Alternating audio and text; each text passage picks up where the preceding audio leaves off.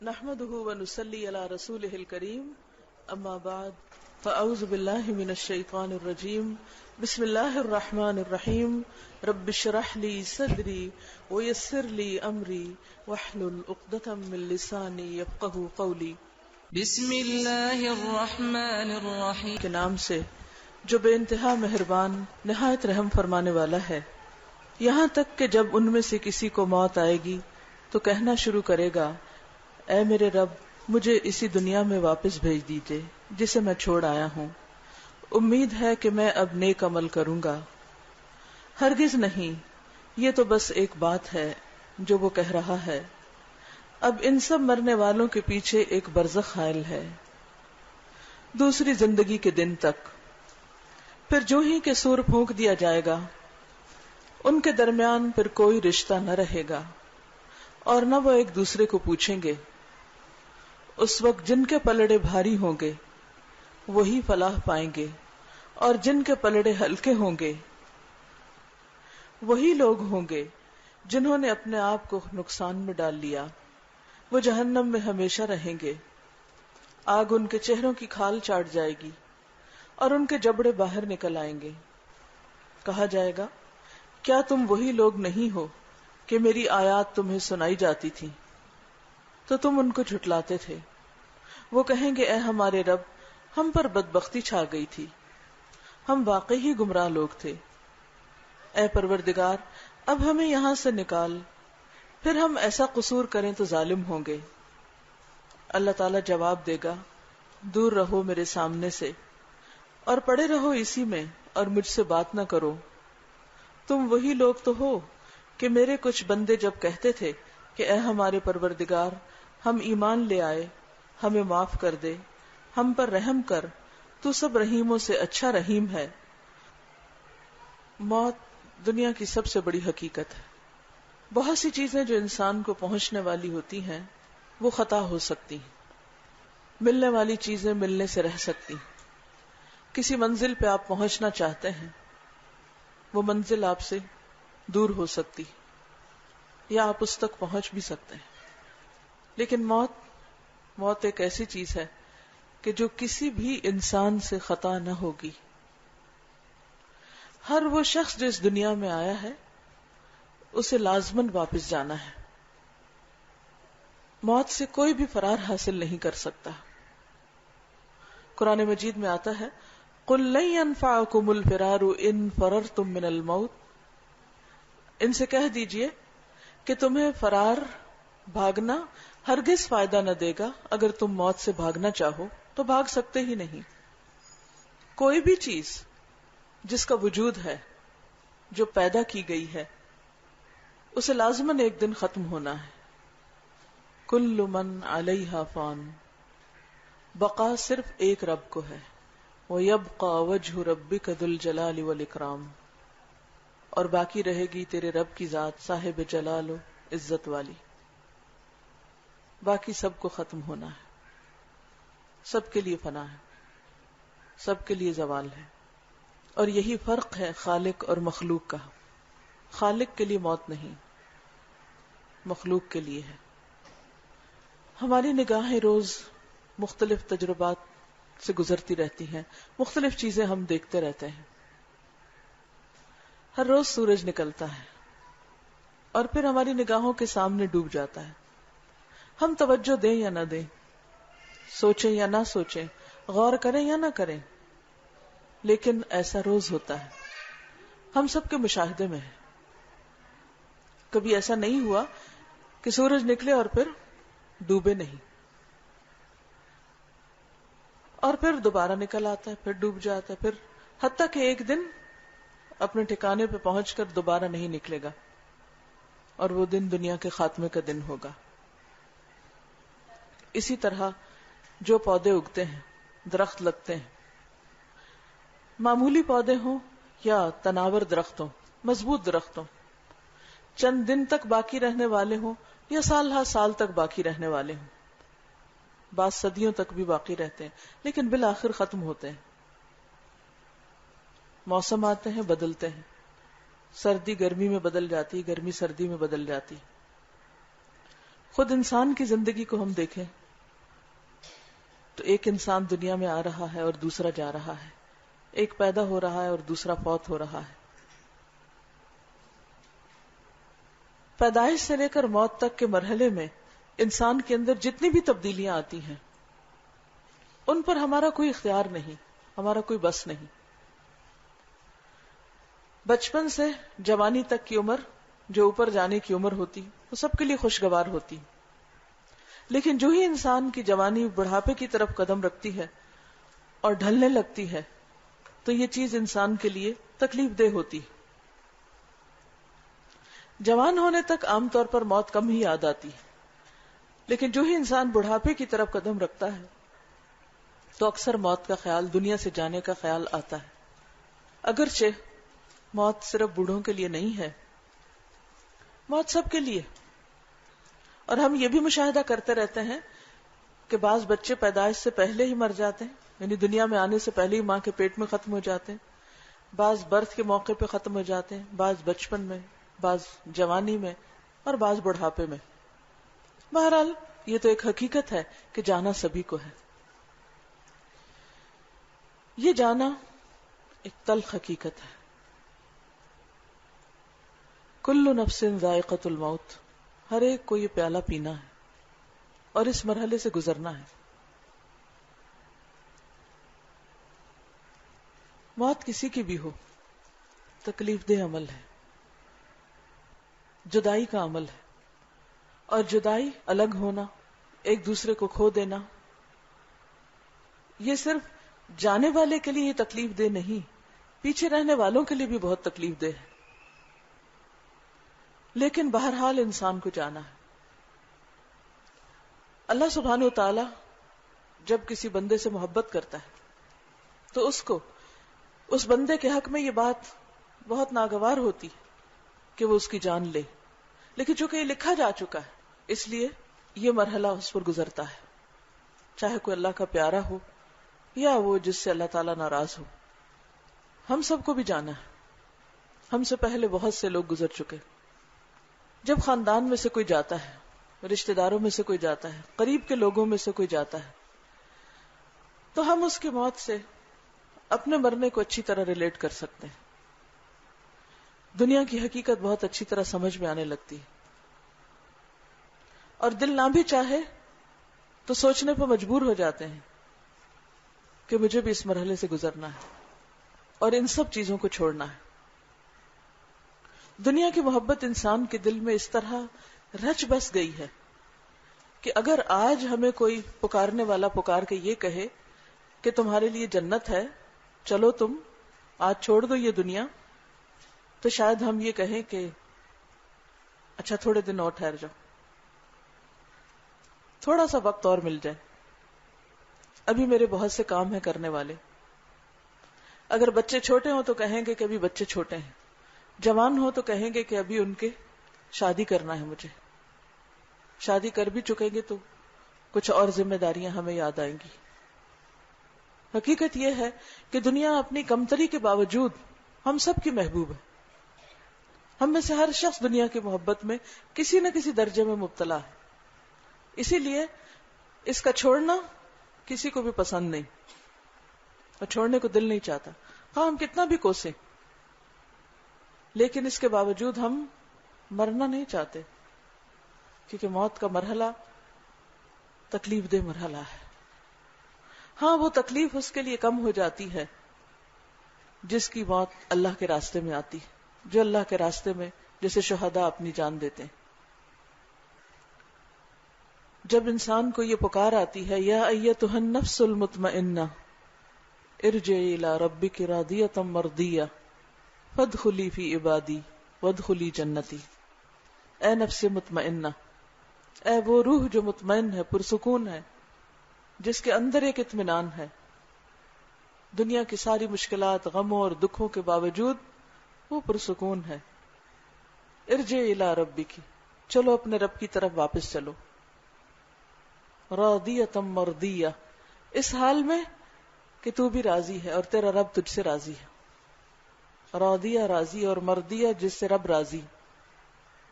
اور رب کی طرف سے پکار آتی ہے فادخلی فی عبادی، تم میرے بندوں میں داخل ہو جاؤ، نیک لوگوں میں تم بھی شامل ہو، اب آخرت میں بھی انہی کے ساتھ چلو، وادخلی جنتی، اور میری جنت میں داخل ہو جاؤ.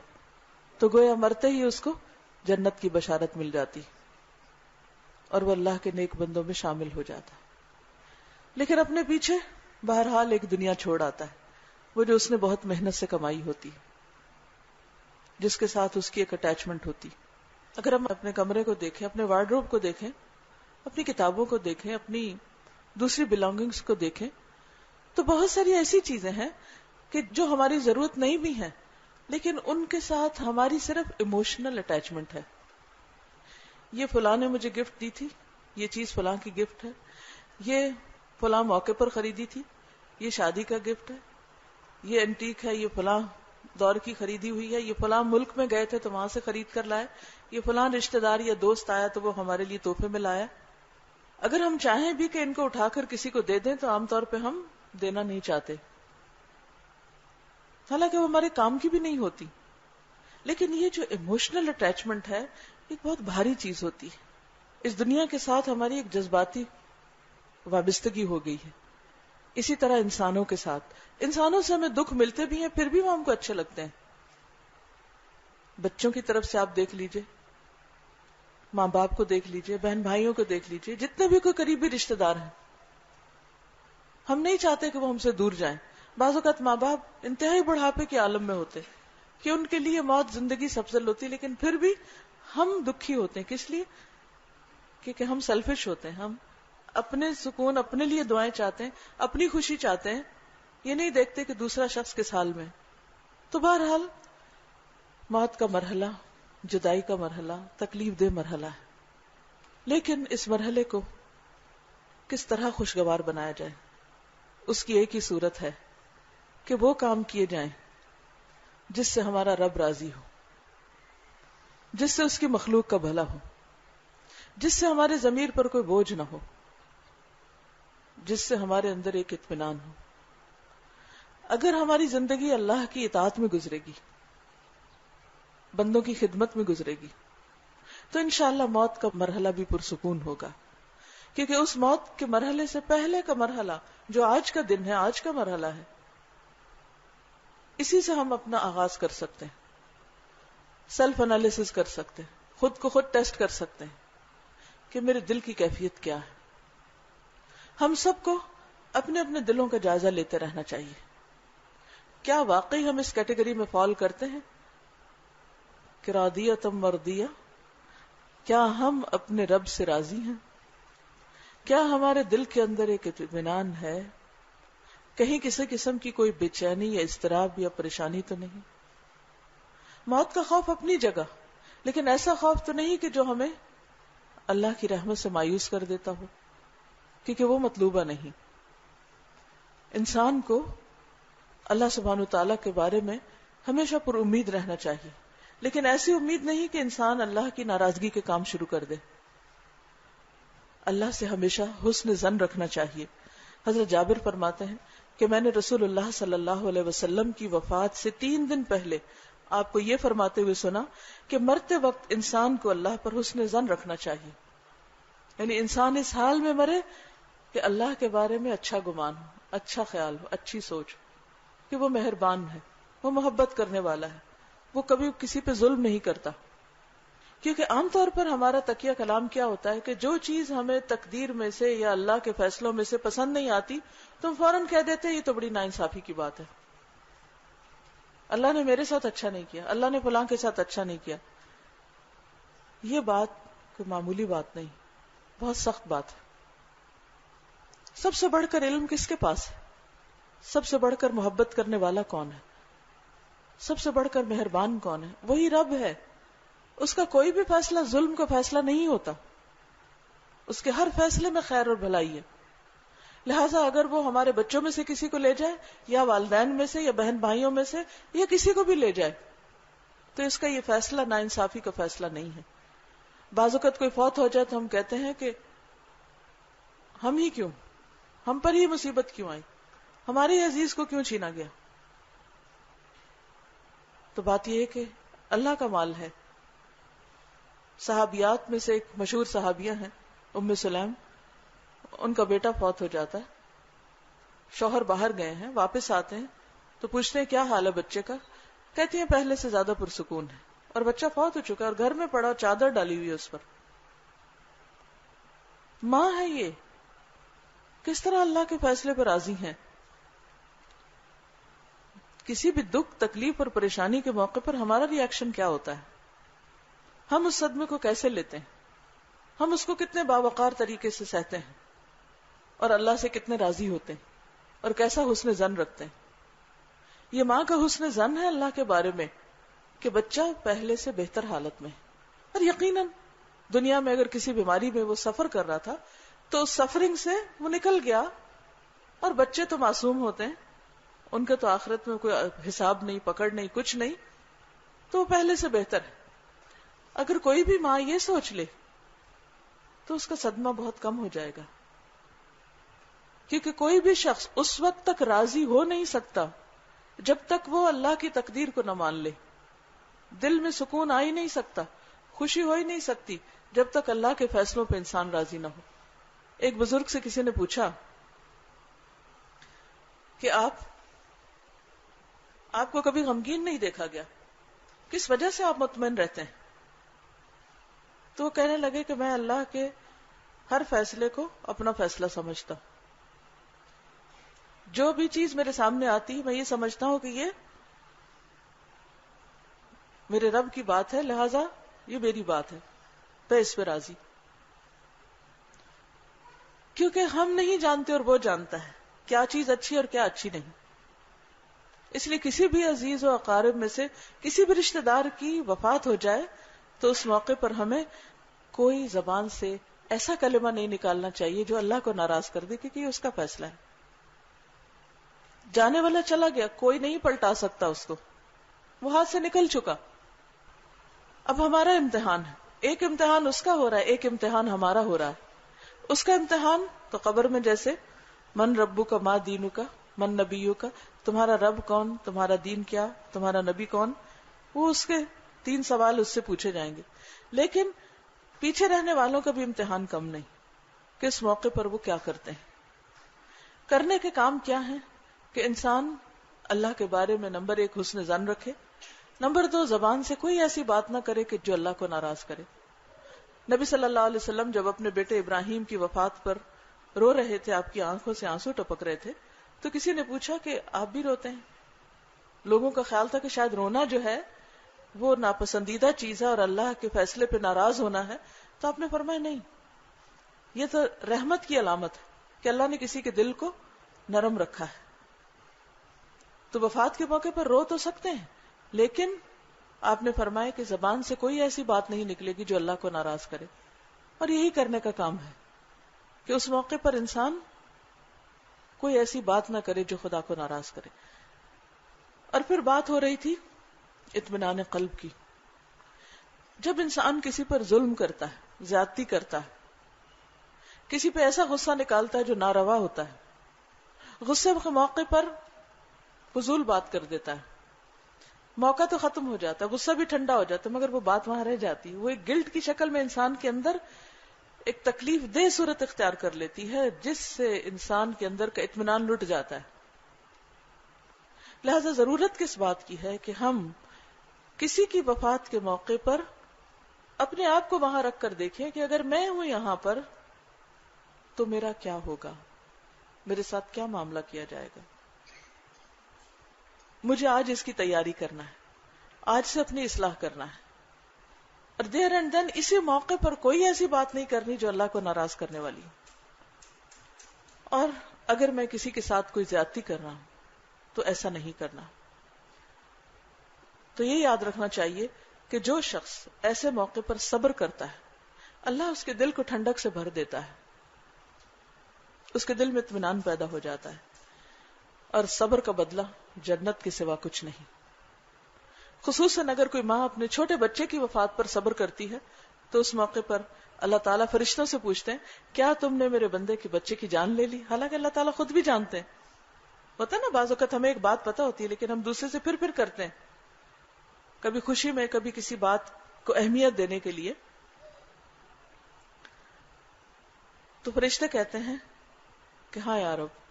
اللہ تعالیٰ پوچھتے پھر اس نے کیا کہا, اس نے اس موقع پر کیا کی؟ تو بتاتے اس نے صبر کیا, الحمدللہ کہا. کیونکہ شکر کی اعلیٰ ترین قسم ہے کہ صدمے کے موقع پر الحمدللہ کہا جائے کہ اس میں بھی بھلائی ہے, اس پر بھی اللہ کا شکر ہے, اسی میں کوئی حکمت ہے. تو اللہ تعالیٰ فرماتے ہیں میرے اس بندے کے لیے جنت میں گھر بناؤ جس کا نام بیت الحمد رکھو, تعریف والا کر. کیونکہ اس بندے نے ایسے موقع پر بھی اللہ کی تعریف کی کہ اللہ کا کوئی بھی فیصلہ ظلم پر مبنی نہیں.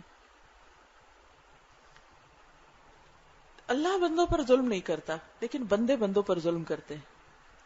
اس ظلم کی ایک شکل یہ ہے کہ جب کوئی فوت ہوتا ہے تو جو وارث ہوتے ہیں وہ عموماً ایک دوسرے پر زیادتی شروع کر دیتے, ایک دوسرے کو اس کا حق نہیں دیتے.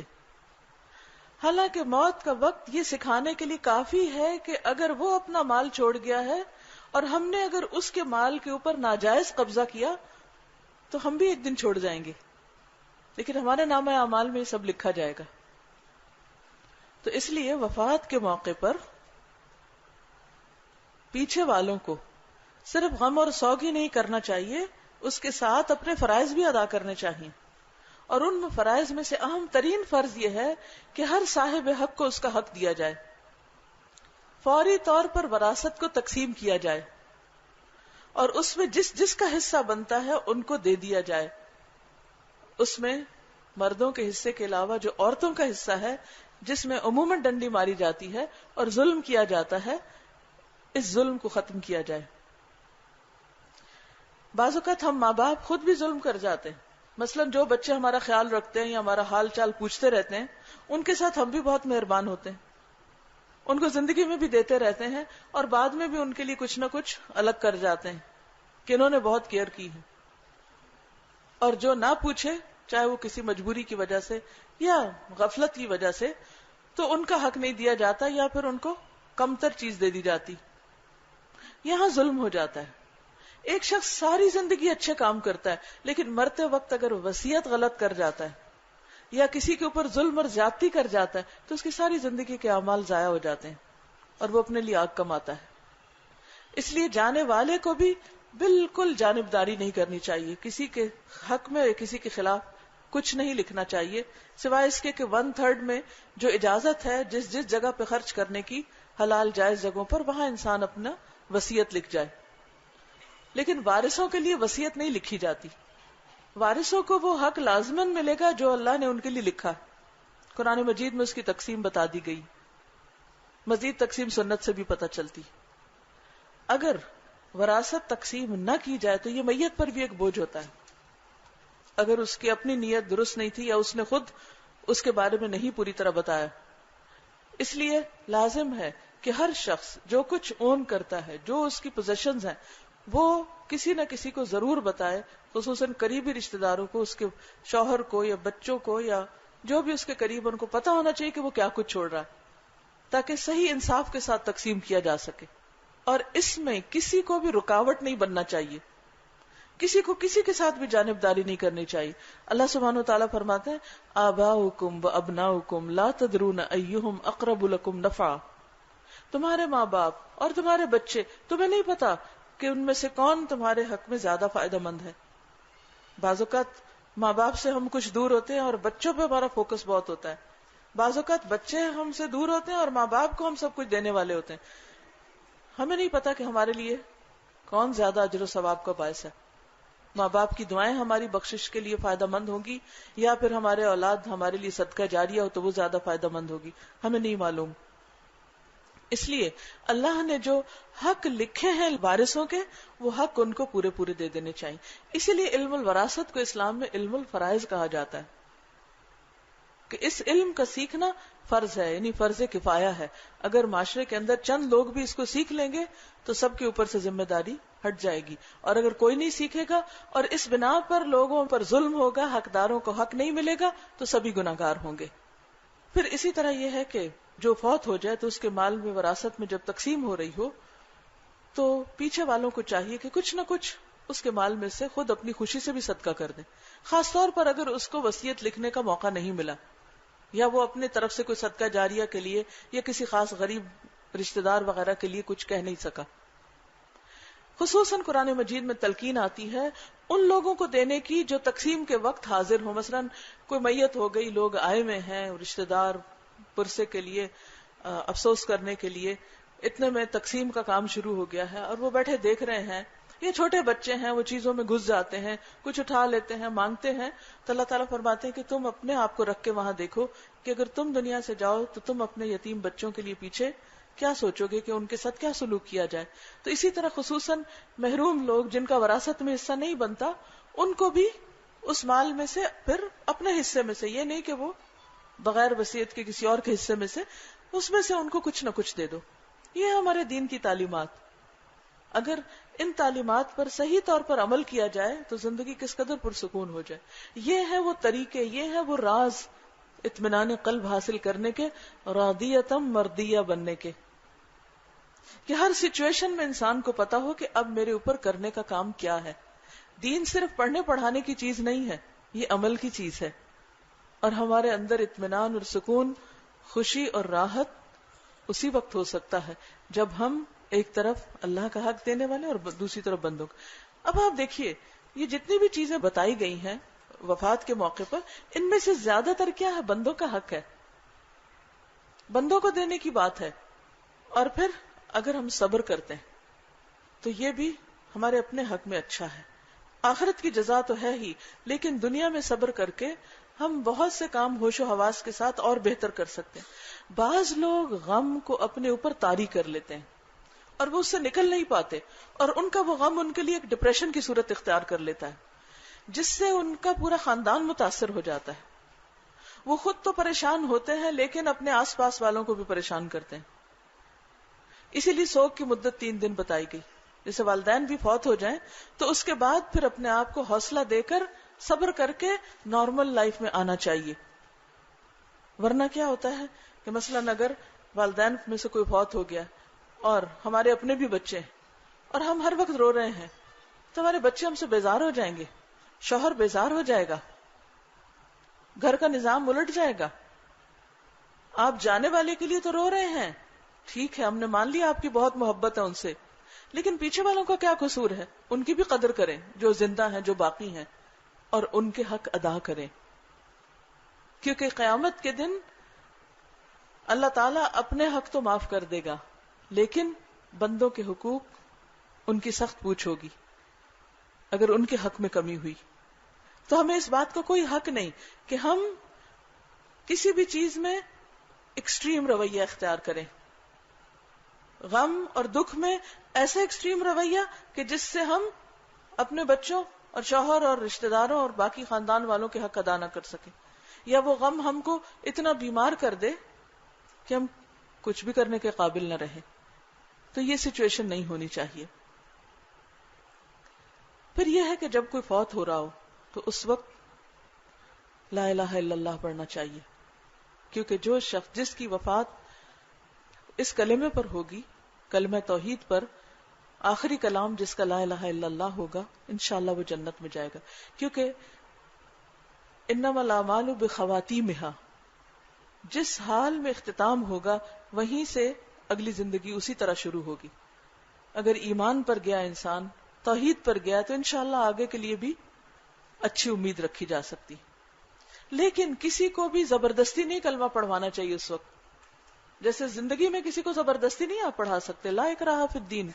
کسی کو آپ اس طرح نہیں جبر سے کنورٹ کریں گے کہ نہیں تم لازم مسلمان ہو جاؤ لیکن ورنہ تمہارے سر پہ میں یعنی تمہارا سر اڑا دوں گا. یہ اسلام کی تعلیم نہیں ہے. تو اسی طرح موت کے وقت بھی کسی کو زبردستی نہیں کرنی چاہیے. ہاں ساتھ ساتھ پڑھنا چاہیے، تلقین کرنی چاہیے، لیکن جبر نہیں کرنا چاہیے. اسی طرح موت کے وقت پیشانی پہ جو پسینہ آتا ہے یہ اچھے خاتمے کی علامت ہے.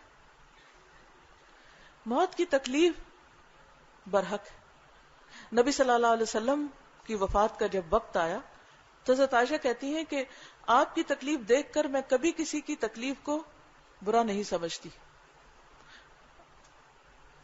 مومن کے لیے وہ تکلیف اس کی اگلی پچھلی خطاؤں کا کفارہ ہو جاتی.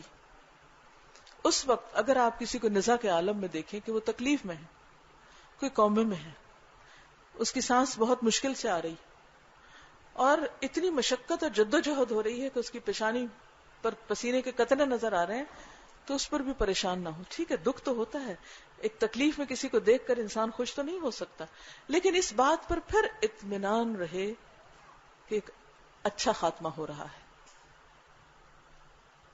اس کے بارے میں، میت کے بارے میں حسن ظن رکھیں.